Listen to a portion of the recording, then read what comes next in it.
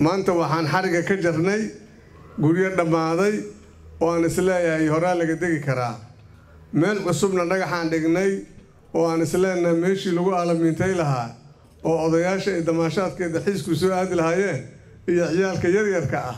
ayadana waa dhagax dhignay marka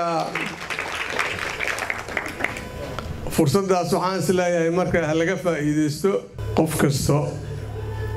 oo Soomaali ah waxaa laga rabaa inuu doorkiisa wadaniyadeed oo qayb uu ka qaato xubbul wadan waxa la yiraahdo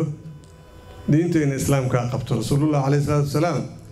markii maka laga saaray markay kaama tageen uu yiri waana ku jecelahay laakiin waa laga ka saaray marka waxay ku tusaysaa sidoo ka dhawaajinayay Cabdirasaaq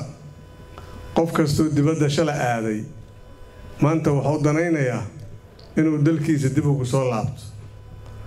waa hubaa maanta in badan oo dibadaha ku nool ama shilimaadka ay heleen meelahaas la aaday maanta haddii real estate soo dhex istaagaan inay isdhii lahaayeen onuma meeshaan oo kale waxaan oo kale xad maal gasho weyseen baasho intay ba taalaaye marka waa hubaa in cid kastaba ay maaragtay ku riyo doonto inay halkaani ay u soo aado dalxiis haddii Ilaahay yiraahdo magaalada Muqdisho waa ogsoontihiin magaalad baaxad weyn oo bulshadeeduna aad u badan tahay waaye mala meel ay ku nafisaan dadku ciyaalka yaryarka ay meel ay ku bad ku ciyaaraan mala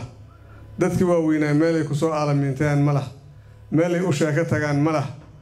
waxa soo idinla waxa keenayo dhul banaay anaga Ilaahay wax ka keenna tus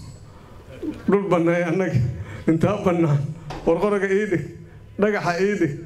marka weel banaan bugaa la waayay haddana maanta waa ka Cabdirasaaq Cali Warsame beeskiisa maanta waa magaalada ayuu salka dhigtay asigoo danaynaayo kuwa ku maqan halka oo ku harana inay waxooda soo rartaan halkan keenaan marka dibadaha xoolaha la geliyo waa ka soo tagay ilaa dhooshaarkaaga ka soo qaadanaysa maxaa ila dhulka adigu ma lihid